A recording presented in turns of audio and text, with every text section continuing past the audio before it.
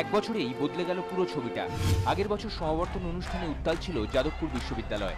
বেশিরভাগ ছাত্রছাত্রী, শিক্ষক শিক্ষাকর্মীর দাবি ছিল উপাচার্য অভিজিৎ চক্রবর্তী পদত্যাগ করুন, কারণ বিশ্ববিদ্যালয়ে পুলিশ ঢুকিয়েছিলেন তিনি।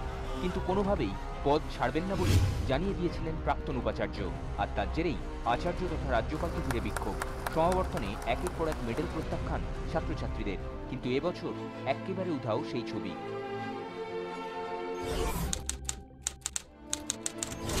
কিন্তু কিভাবে সম্ভব হলো এমনটা?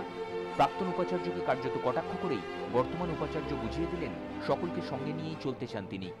পুরোনো দিনের অভিজ্ঞতা এবং লেসন নিয়ে আগে এগোই, সেটাই এগিয়েছি। আমি যবে এই আমার এই ভাইস চ্যান্সেলর রোলটা প্লে করতে পারবো না, সেদিন আমি ছেড়ে দেবো।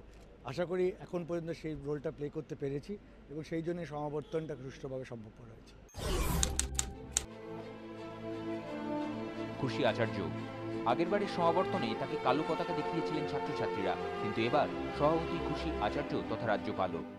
I congratulate the officers, the staff, the vice chancellor, the faculty, and the students. So what made a difference, sir? What made a difference this year? You feel it, you know it, and I also. দায়িত্ব নিয়ে 6 মাসে যাদবপুরকে শান্ত করেছেন তিনি, কিন্তু তার সময় কলকাতা বিশ্ববিদ্যালয়ে স্বাধিকার লঙ্ঘন নিয়ে বিতর্ক হয়েছিল। এদিন আরও একবার স্বাধিকারের পক্ষে সওয়াল করলেন সুরঞ্জন দাস। কারণ আমি সবসময় বিশ্বাস করি বিশ্ববিদ্যালয় এমন একটা প্রতিষ্ঠান যেখানে তার স্বাধিকার, তার স্বাধীনতা নিশ্চয়ই আইনের মাধ্যমে থাকবে এবং আইনের পরিকাঠামোর মধ্যে থাকবে এবং সেই স্বাধিকারের সঙ্গে সঙ্গে যে সামাজিক দায়বদ্ধতা সেটাই থাকবে। উপাচার্য পরিবর্তনে শান্ত হয়েছে যাদবপুর। গত এক বছরে সেখানে সেভাবে দানা বাঁধেনি কোনো আন্দোলন।